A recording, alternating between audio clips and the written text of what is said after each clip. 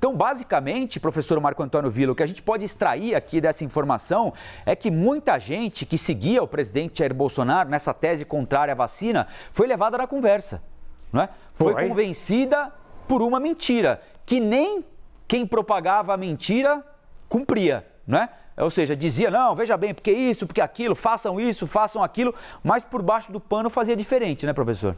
Exatamente, Colombo. E essa é uma questão vital. Nós temos que lembrar que tem mais de 700 mil óbitos. A maior tragédia sanitária da história do Brasil.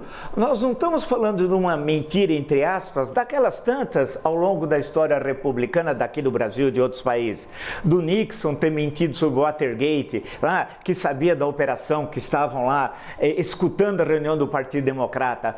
Isso é uma considerada para os nossos padrões algo de criança? Não. Nós estamos falando de uma pandemia que levou, no caso brasileiro, se o Brasil tem 3% da população mundial, teve 10% dos óbitos. Em suma, isso foi uma ação criminosa, estimulada por gente irresponsável, tendo na cabeça, tudo indica, vamos aguardar, mas é o que parece, o presidente da República e uma estrutura que passa pelo Palácio do Planalto, a sede do Executivo Federal, e se espraia por vários setores, como o Ministério da Saúde, chegando até a supostos cientistas, alguns deles que, inclusive, um deles caiu fora para o Canadá, não me esqueço dele, né? Então, e a expressão usada pela Polícia Federal, que não é ser irresponsável, vamos lembrar que a Polícia Federal é uma instituição permanente de Estado, ela não está a serviço de governo, né? É que tinha uma quadrilha, a expressão, eu até anotei aqui, os mandatos de prisão por uma organização criminosa,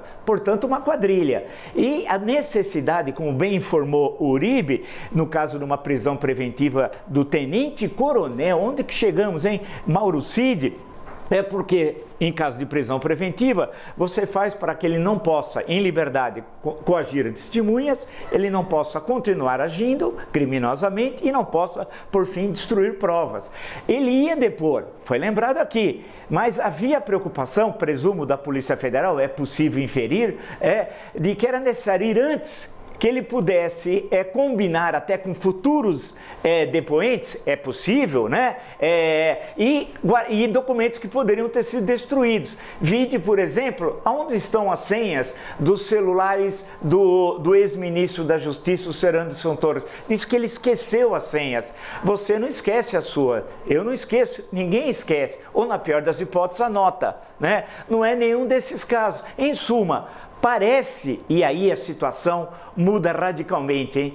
De ontem para hoje, veja como a história é dinâmica. Muitas vezes o dia tem mais que 24 horas na história, e esse é um dia que tem mais que 24 horas. Está mostrando que, segundo a Polícia Federal, tinha uma organização criminosa no interior do Palácio do Planalto, porque eles estão indo à casa, a moradia principal do ex-presidente da República, né? Que é presidente honorário de um partido, e eu nunca vi alguém que recebe o título de ser presidente honorário, presidente de honra, que é um título, receber salário. Isso é o caso único, é dele. Estão indo lá na casa do ex-presidente. Portanto, vamos aguardar as informações, os desdobramentos disso tudo, mas ele perdeu. Ele quis transformar o exército em milícia e perdeu. Perdeu porque o alto comando do exército disse não. Ainda bem, e porque nós ficamos em cima, hein? A imprensa livre, a sociedade civil, os democratas e republicanos.